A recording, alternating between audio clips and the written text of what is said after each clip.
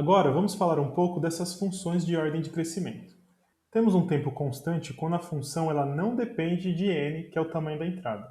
Isso acontece, por exemplo, quando temos a atribuição ou leitura de uma variável, operações aritméticas ou de comparações e operações booleanas. Acessar uma posição em um vetor também leva tempo constante. A próxima função que temos é a função logaritmo. O exemplo que vimos foi o da busca binária, que o custo de execução era O de log de n. Nesse caso, quando o tamanho da entrada n dobra, o tempo ele aumenta em uma constante, o que é muito bom na maioria dos algoritmos. Já quando f de n é igual a n, que é igual ao tamanho da entrada, vamos dizer que o nosso tempo é linear. Vimos um exemplo na busca sequencial, onde o tempo de execução era O de n. Nesse caso, quando n dobra, o tempo também dobra. Outro exemplo que podemos mencionar é o algoritmo que percorre todo o vetor para encontrar os valores máximo e mínimo. O próximo tempo que temos é o n log de n. Nesse caso, quando o tamanho da entrada n dobra, o tempo um pouco mais que dobra. Então, a ordem de crescimento dessa função n log n ela vai ser maior do que da função O de n. Exemplos clássicos de algoritmos com tempo n log n são os algoritmos de ordenação, que veremos na sequência do curso. Em seguida, temos o tempo n ao quadrado. Quando o tamanho da entrada é n, dizemos que o algoritmo é quadrático.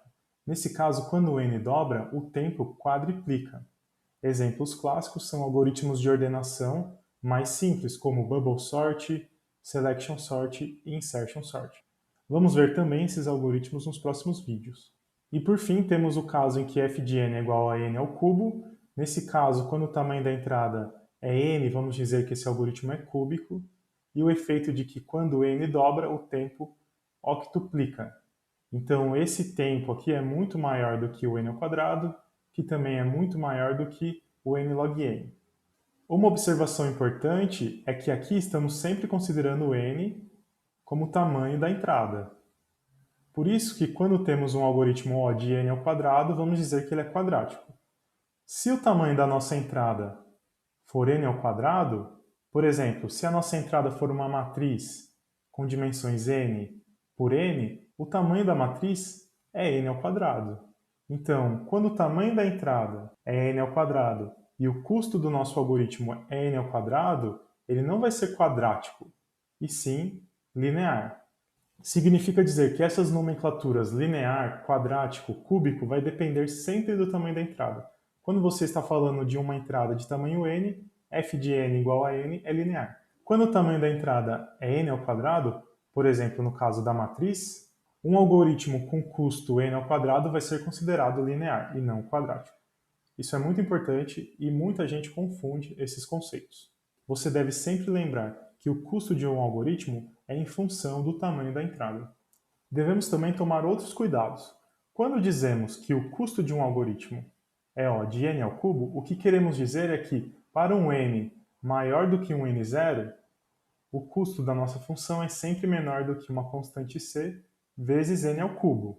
E isso também é verdade quando temos a função f de n igual a 2n ao quadrado. Ou seja, essa função é limitada por n ao cubo, mas ela também é limitada por n ao quadrado.